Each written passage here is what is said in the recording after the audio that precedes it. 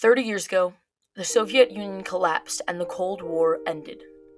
The Cold War lasted from 1945 to 1991, and it saw the time when the US and USSR came closest to nuclear war. The tensions were the highest in late 1962 after the Soviets stationed missiles on the island of Cuba. In 1959, the communist side won the Cuban Revolution. The United States was one of the first countries to recognize the new government, but soon relations worsened as Cuba implemented a communist regime and Cuba moved into Soviet ambit. In early 1961, the United States broke off relations with Cuba, and in April of 1961, they attempted to overthrow the communist regime, resulting in failure. In October of 1962, the Soviet Union started stationing troops and missiles in Cuba. President Kennedy addresses the nation that these actions were defensive, and Nikita Khrushchev assures Kennedy of this. Kennedy states that if otherwise, serious issues would surface.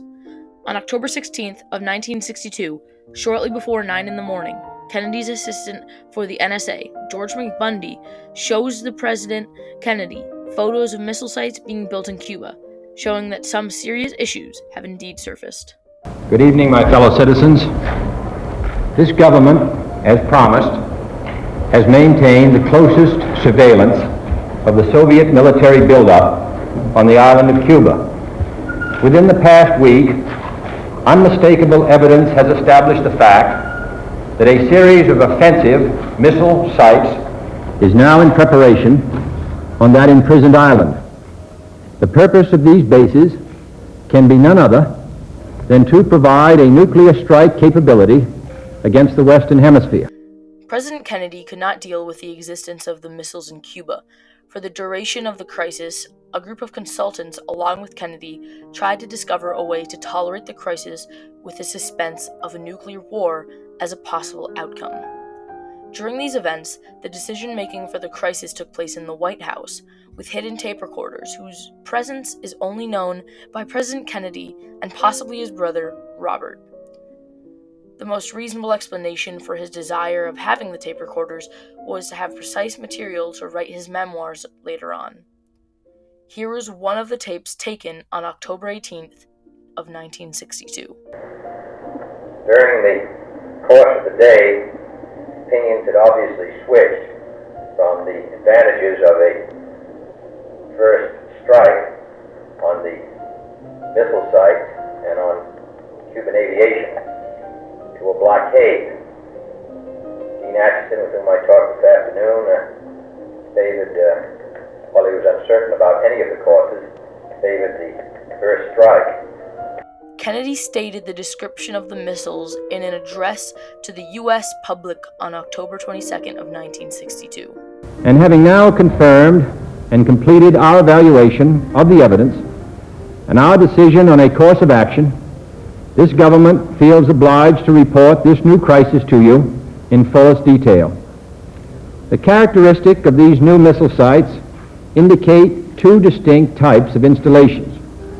Several of them include medium-range ballistic missiles capable of carrying a nuclear warhead for a distance of more than 1,000 nautical miles. Each of these missiles, in short, is capable of striking Washington, D.C., the Panama Canal, Cape Canaveral, Mexico City, or any other city in the southeastern part of the United States. Meanwhile, Foy Kohler, the U.S. ambassador to the Soviet Union, delivers a letter from JFK to Khrushchev. The letter reads, "The one thing that has most concerned me has been the possibility that your government would not correctly understand the will and determination of the United States in any given situation. Since I have not assumed that you or any other sane man would, in this nuclear age, deliberately plunge the world into war, which it is crystal clear no country would win, and which could only result in catastrophic consequences to the whole world, including the aggressor." After carefully weighing the advantages and drawbacks of an immediate U.S. invasion of Cuba, a blockade of the island, and more diplomatic maneuverings, Kennedy chose to impose a naval quarantine or blockade on the island to prevent further Soviet missile shipments. On October 22nd, Kennedy declared the quarantine, warning that U.S. Marines would seize offensive weapons and associated material that Soviet ships might try to bring to Cuba. In the days that followed, Soviet ships bound for Cuba changed course to avoid the quarantine zones, as the two superpowers teetered on the verge of nuclear Armageddon. Kedin and Khrushchev exchanged messages amid high tensions on both sides. On October 28th, Khrushchev gave in and told Kennedy that work on the missile sites would be suspended, and the missiles already in Cuba could be returned to the Soviet Union. In exchange, Kennedy pledged that the U.S. would never invade Cuba. Kennedy also made a secret vow to remove nuclear-armed missiles from Turkey that the U.S. had stationed there in earlier years. Both superpowers began to keep their commitments in the following weeks, and the crisis was over by late November. Fidel Castro, Cuba's communist leader, was enraged by the Soviets' retreat in the face of the U.S. ultimatum, but he was unable to intervene. But why were the conditions of the Cuban Missile Crisis so dangerous? Why did the Soviet Union conceive this plan? Why weren't the missiles hidden better?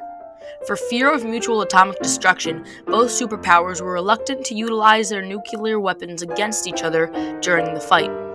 Khrushchev wanted to back the new communist government in Uncle Sam's backyard and assure that the Americans wouldn't try to overthrow Castro again like they did in the Bay of Pigs. But why were the missiles not hidden better?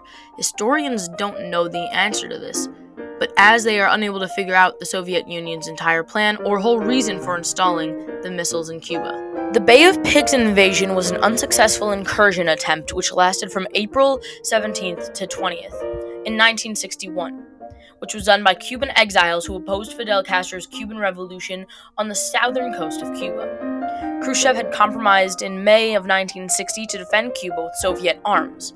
The invading forces were quickly defeated by Castro's military, and the Soviet Union welcomed Castro's victory. But they were aware that this was just the start, and that the Americans would not be happy with this outcome. They were dependent on Cuban emigres, and they had failed. At the same time, the Berlin crisis was going on in Europe. The Soviet Union's relations with the U.S. had drained to the greatest possible extent. Later on, Khrushchev moved with Castro, where they agreed to set up the missiles in San Cristobal, among other places. Khrushchev states in his memoirs, "How would the crisis develop further once we had made the decision that it would be expedient to deploy missiles with nuclear warheads on Cuban territory and thus place before the United States the accomplished fact that if it tried to invade Cuba, Cuba would have the capability of dealing a crushing blow in reply?" Khrushchev was well aware of the fact that it meant the U.S. would undergo serious devastation if they tried to invade Cuba in order to take out the missiles. On the evening of October 26th, Khrushchev sent Kennedy a message, which was sent in the middle of the night in Moscow time. The message reads, "If there is no intention to doom the world to the catastrophe of a thermonuclear war, then let us not only relax the forces pulling on the ends of the rope, let us take measures to untie that knot. We are ready for this." Despite the fact that U.S. analysts were confident that Khrushchev's message was genuine, hope for a resolution was short-lived. On the same day, a U-2 reconnaissance plane from the United States was shot down over Cuba. While searching for any remaining diplomatic resolution, Kennedy and his advisors prepared for an attack on Cuba within days.